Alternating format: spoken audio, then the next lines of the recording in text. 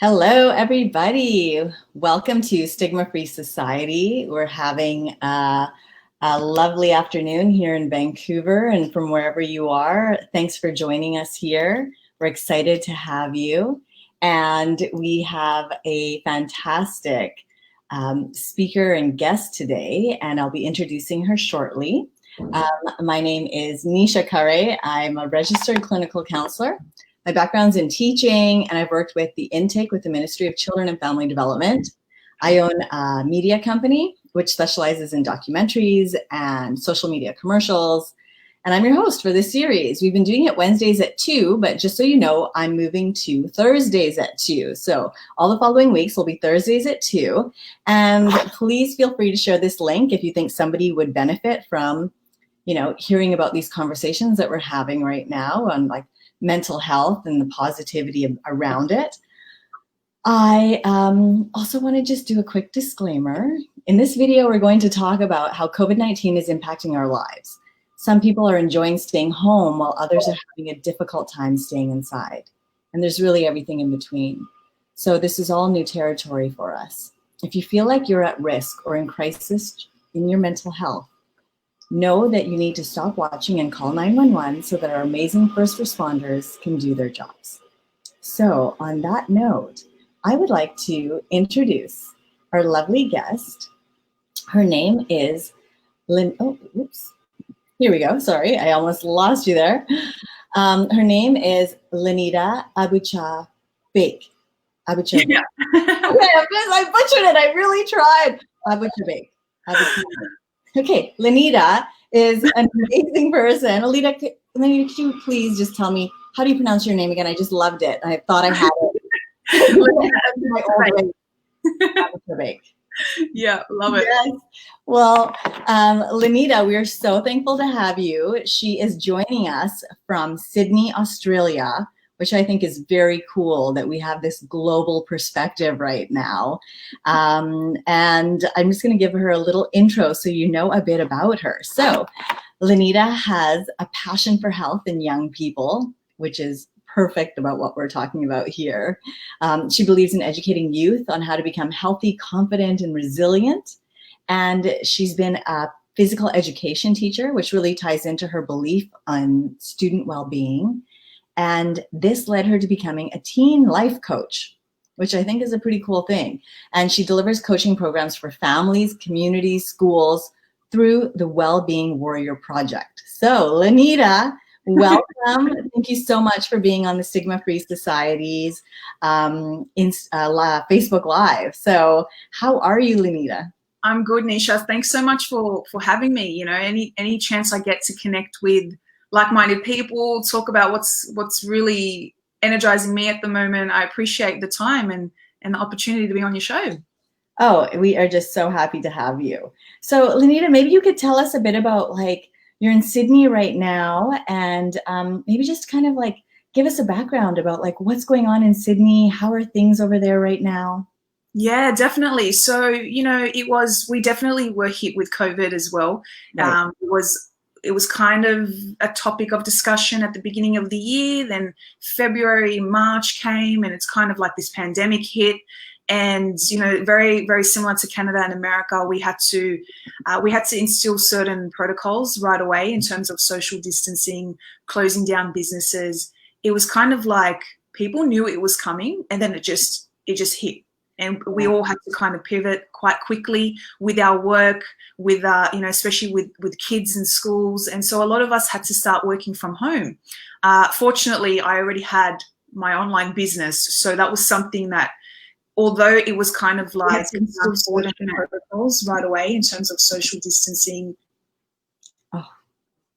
Yeah, I think in terms of just social distancing, you can still hear me, Nisha, is that cool? Yes, I can still hear you. I thought I'd lost you for a second. That's all good.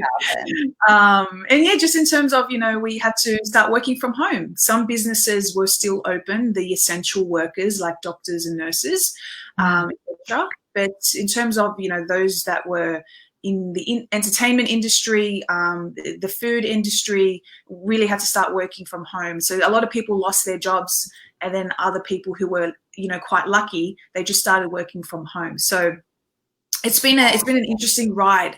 It's really exposed a lot of businesses, a lot of organizations, and then on the flip side, it's been a blessing in disguise for a lot of families too. So I personally enjoy working remotely. That's something that I set up many years ago. So I was fortunate that I was already prepared, but it's allowed a lot of coaches and speakers to thrive even more because we get to support a lot of families and those that may have been struggling with mental health, etc. at the moment. So restrictions at the moment are lifting. Businesses are starting to reopen very slowly. The discussion has commenced about, schools reopening, certain businesses, gyms eventually will reopen. That's something I'm still waiting for. I miss my gym. But that's where we're at the moment. So very similar to you guys. Yes. It's interesting that I think you guys might even be slightly even ahead of us, because you were saying that schools have opened for you already. And I think our schools are about to open in June if people are ready to send their children to school. So yeah, very similar timelines. And, so Lenita, it was interesting. I was creeping your Facebook page and I noticed that you had this post and it was full of all these letters that you've received from parents and teenagers. And it was I really liked it. You were talking about how these are people that you've helped from around the world, and you've personally coached them and you've helped them excel with, mindset and confidence and personal growth. And, and you've helped these teenagers with maybe their mental health issues or lifestyle, academic goals. These are, big things. And so firstly, I want to commend you for being able to connect with the teenage population, because, that's just a beautiful gift.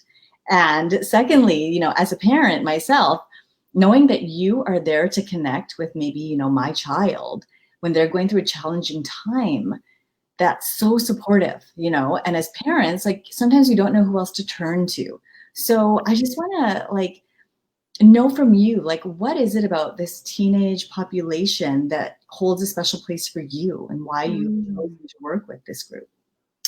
I love, and thank you. That's such a great question. And firstly, I just want to mention, I love that you picked up on that, the letters. That's something that I personally love to talk about and shed awareness on, the deep connections with teens, because they are craving it. So no one's ever asked me that in an interview. So I really am impressed by that you picked it up. Okay.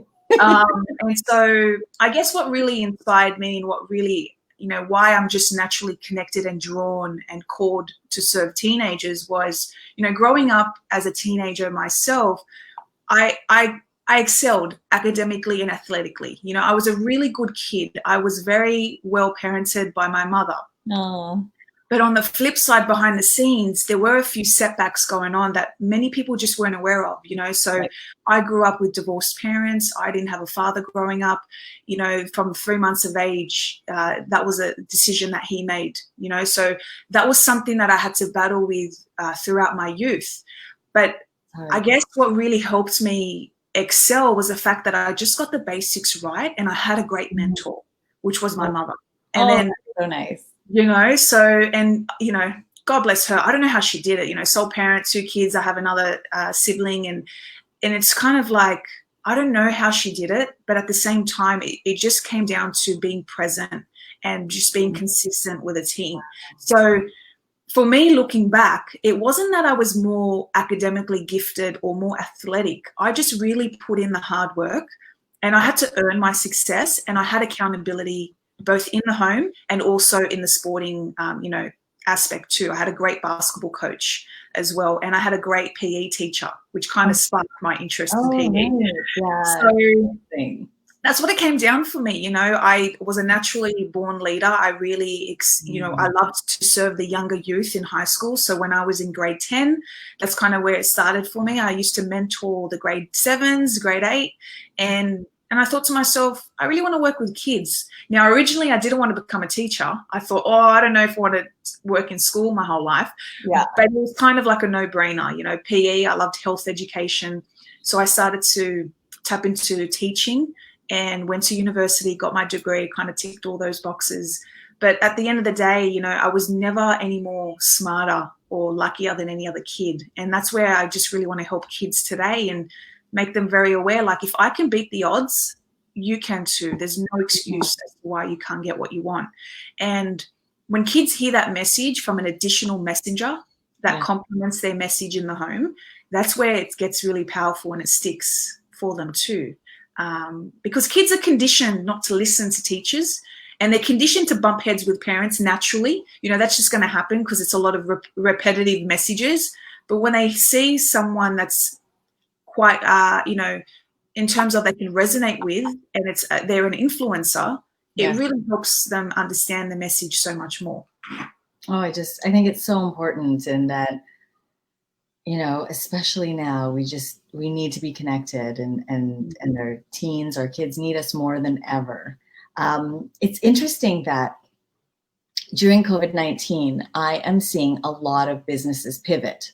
You know, in fact, like the Stigma-Free Society pivoted from speaking to youth in schools. They used to go in, talk about mental health, and Andrea Paquette, you know, would help with kids' personal empowerment and providing, like, you know, just support and dialogue and helping people realize it's okay, we're okay. And then quick shift to pivot to, you know, providing online support. And now Stigma-Free Society even has a Stigma-Free toolkit.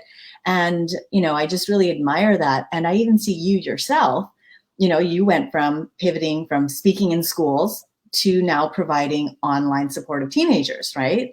So how does your work continue during this time of COVID, like to ensure that you're still meeting and reaching the youth in need? Great question. I think, and it's really essential to pivot. You know, I always think to myself, the disruption will happen before the transformation. Now, whether that's a personal disruption or the disruption in business, we really need to welcome it with, this is an opportunity to leverage in some aspect. And I think when it comes to my work with youth, I've always thrived with the one-to-one connection with kids. You know, the coaching was something that I fell into about 5-6 years ago.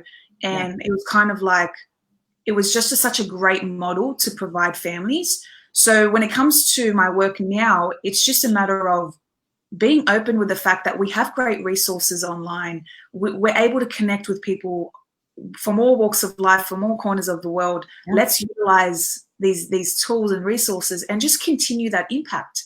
And I think we just need to be open and shift our perspective that there's no shortage of impact that you can make right now. Just shifting it online. The only thing that's standing in our way is us. But the connection, you can still have that connection through the screen. I know it's not as effective in person, but when you do have that open space and hold space for a child, you can still continue your work, no problem, you know? So that's where I just continued my work coaching kids. Of course, I love speaking in schools, and that's something that I've got to wait until things get back up and running. But I have a full-time coaching business, then I speak in schools to complement that. So I just continued just coaching online, one-to-one. It kind of comes to mind the idea of we may be, you know, separated and distanced, but we're not alone. You know, we can still be connected. And it's interesting. Something that I learned from you was that our physical positioning in front of a child can determine a positive or negative outcome. So during my research, I was seeing that you had some content posted where you are encouraging teachers to, you know, I think you obviously train teachers as well, that you go and talk to them about, don't just stand and tower over a child and like look down on them, you know, and say like, well, what are you doing here? And this is, you know, because really kids feel judged, and that's like a power stance. And like, what are we achieving with that? And I feel that I love that you said that, like, come and sit down with kids. And I think it's not only important as teachers, but now as we're homeschool teachers, right, that we can be aware of that as parents. It's a great tip as well. Do you have any other tips that you think would help parents connect better with their children, or like little things like that that are actually really big things? Yeah, great question. I love this so much because this is definitely something I talk about often. And there are a variety of strategies that you can use, and it's just a matter of really connecting to their hearts first before you throw out instruction or content. So instruction in the home or content in a classroom, you really want to connect to their heart. So kids won't care what you say until they know how much you care. And it's a matter of just getting back to the basics and just really being a human being, you know, tell them how much you love them. I tell my students all the time before they leave my classroom or before they leave a coaching session, I make it very clear how much they mean to me. And at first it's awkward as an adult. There's a barrier, especially in schools, but you got to break the barrier a little bit because they're craving that affection. And Beautiful. you got to tell them how much you care. And when you do that, you set the standard for them and they will return that gesture too. And I think as well, naturally, you're setting a really good standard for relationships in life, whether that's professional relationships or intimate relationships. You're really showing them how important it is to just show love and affection. It doesn't always have to be in a boyfriend-girlfriend setting. You know, you really want to just be a nice human and share that love. So that's one thing. Tell them. Don't just tell them what to do. Show them how to live through your own actions. And that will go a long way. Something that was really powerful too is don't be afraid to be authentic. Don't be afraid to be vulnerable with these kids. You know, sharing your personal story, being okay with, expressing a few weaknesses, bringing them into the learning experience with you as well, because you'll be amazed how much a kid will step up when you just come down to on their level as well. And you don't talk to them like you know everything. You want to bring them into the learning process too, because kids will witness. You know, kids will know when you're talking. You know, they'll call BS when they see it, especially in schools. You need to be a massive active practitioner of what you're saying, because kids will they won't listen if you're not actively, practicing what you're saying too. So yeah, I guess there's a lot of strategies. Sitting on the floor, is a great strategy, but the biggest one is just telling them how much you care. And I think on the flip side, what I'm really great at too is if they do stuff up, you have to have the hard conversations with kids. And it might be tough and awkward. They might not like you in the first few minutes, but towards the end they will just respect you so much more, because you're being hard on them because you care. So I think once celebrate them, but also on the flip side, have the hard conversation if they do stuff up, and they'll definitely respect you for that. I think those are amazing tips. It actually kind of like resonates with me in a strong way. When I was younger, I remember that my mom, like, if she had great advice for me and taught me amazing things, but sometimes I had things to teach her too. And I'd say, no, Mom, I think it's kind of like this. And she was actually quite great at saying, I think you're right. And then she would take that in and then even appreciate my point of view. And I really, so many years later, still appreciate that she saw me not as just a child and that she knew everything because she was the adult, but she also saw that I had knowledge and she had things to learn from me. And I think there's a lot to learn from children, right? So I love that you said that.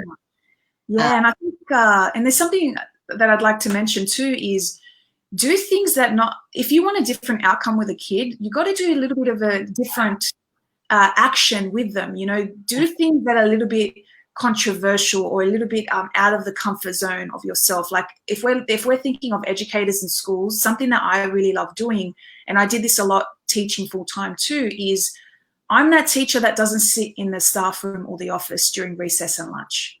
Okay. I'm the teacher on the playground, right? So I just go out and I talk to the kids. Of course, my work is like up to here and I don't have time to talk to kids, but I still make the decision to walk out on the playground, have, a few minute conversations with kids and just build relationship and rapport. And they'll deliver so much more for you in that classroom or in that relationship, because once again, it comes down to, they know how much you care about them.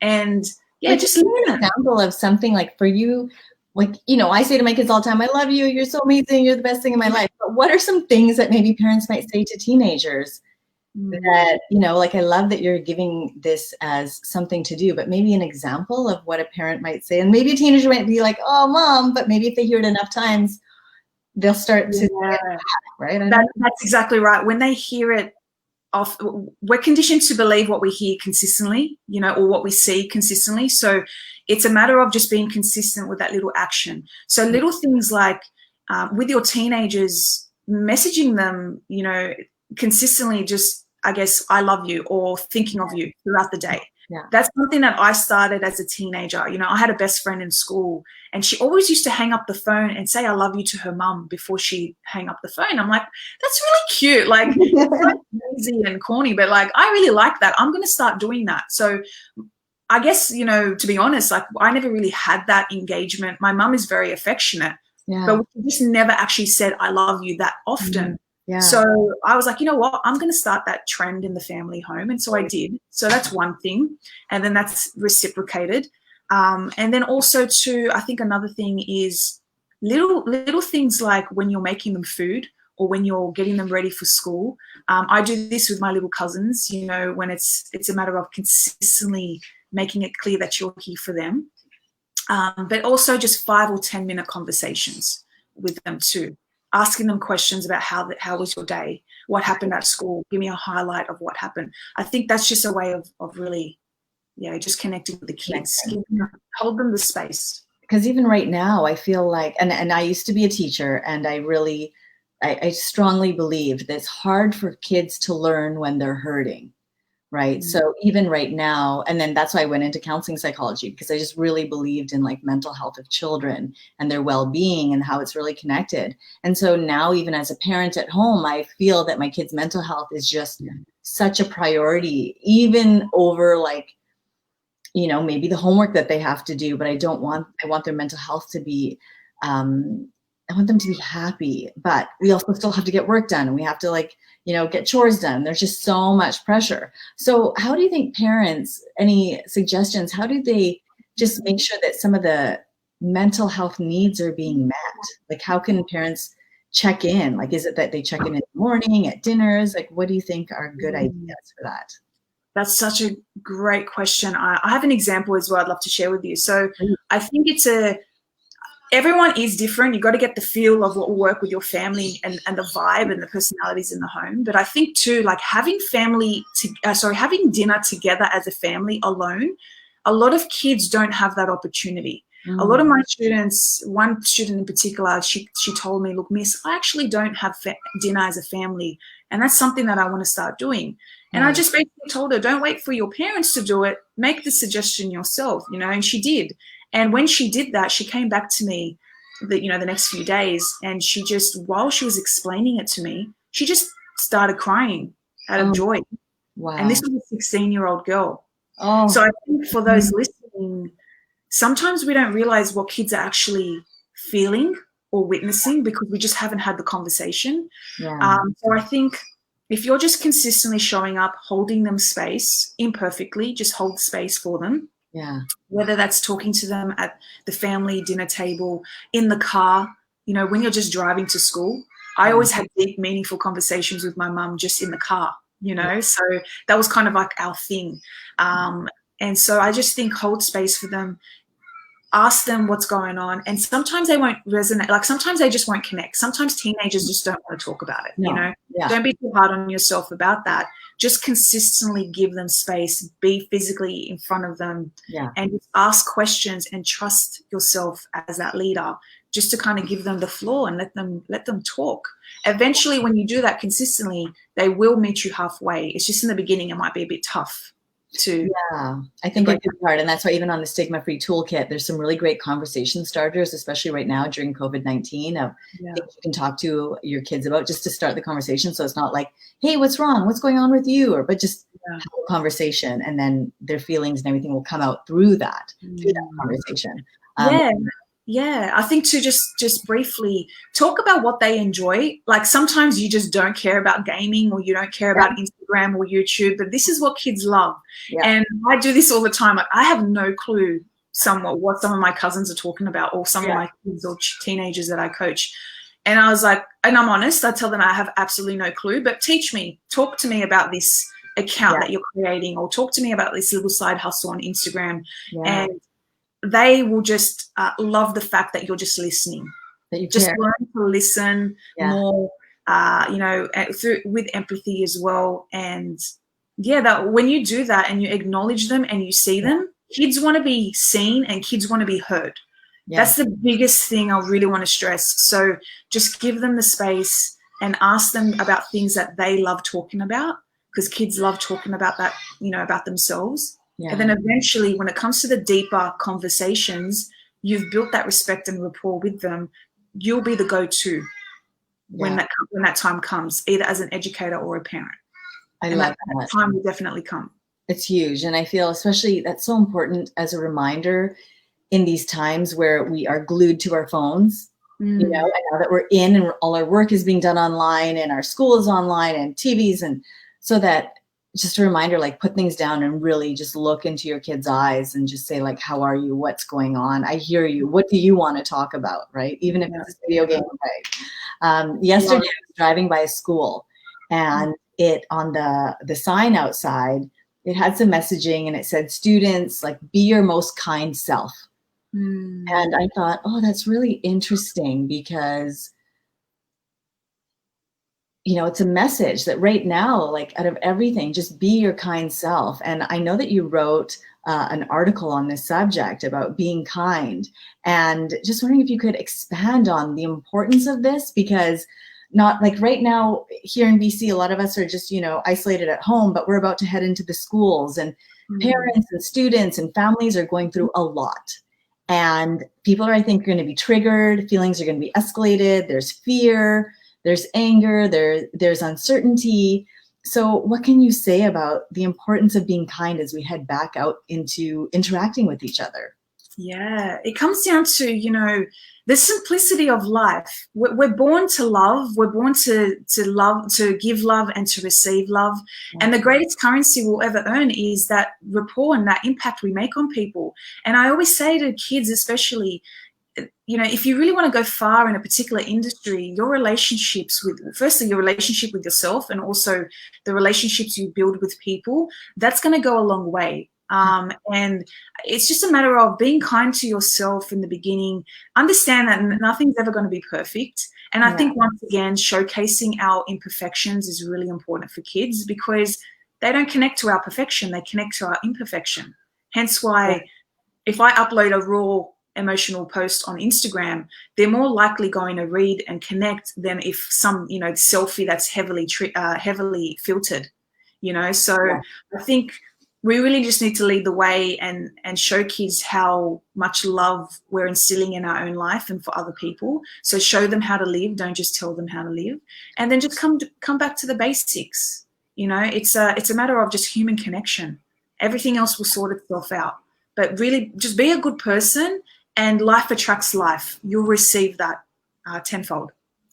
I think a lesson that I've learned, especially this year, is the importance of loving yourself. So I really appreciate that you said that is key. And if we're seeing perhaps our children acting out in anger or sadness, especially when they go back into the schools, you know, that's probably a really good time to start helping them love themselves. And even as a parent, to look at like, how are you demonstrating your own self-love? Because I think what we demonstrate to them and the things we talk about, those are the things that are going to go back out into the world. So it really starts here at home. Definitely. I have a little hack, a little life hack for the audience, for both parents and especially for their kids as well. Something that I started doing as a teenager was I started to realize, you know, obviously we all have our insecurities. We question whether we're enough or not. But I learned this little hack of just telling myself I am enough and consistently telling that to myself. And eventually it just stuck. So one thing that I do is you know, when your alarm goes off in the morning, I have an iPhone, so I always, you know, turn off my alarm on my phone, but I change the alarm message. So instead of it saying alarm, it says I am enough with a little heart emoji. So super cheesy, but obviously for the sake of what I do with kids, I always share that. But I let people know you don't need to tell anyone that you do this. But if you say this to yourself every single day, it will eventually stick. And then your actions and behaviors will align with your beliefs. So for parents that are watching, for educators, I would recommend for your own self-love and self-worth, this is a little hack that you can do. And then of course, showcase that and tell kids what you do. And they'll just connect more because they know you do that yourself. And yeah, change your alarm message. to I am enough. So that's it's an auditory alarm message or a physical? Good question. It's just written text. So when I turn off my alarm, it'll just say I am enough. Now it's just in my subconscious mind. So when I wake up, it's already implanted in my brain because I've been doing this for years. Wow. But especially for those that are first starting, that first piece of information entering your head in the morning, it will stick with you. It's kind of like a song. If you listen to a song in the morning, it's stuck in your head throughout the day because that's the first initial, information that is embedded in your head. So yeah, that's a little hack I wanted to share with you guys. Oh, that's so amazing. And so everyone who's listening, change your alarm to say I am enough. If you're not tech savvy, take a Post-it note, write it down, put it on top of your alarm. So when you turn that alarm off in the morning, you can read I am enough. And put that out for your kids, for yourself. I think that is such a beautiful thing to do. So this seems to be our time. It went by quickly. So thanks so much, Lenita. I think the work you're doing is so important. And, having taught teenagers myself, I know it's a very special time in our lives. There's lots of big emotions, big pain, and big growth. So thankful that you are there to support not only the teens, but the parents and helping them navigate all these waters.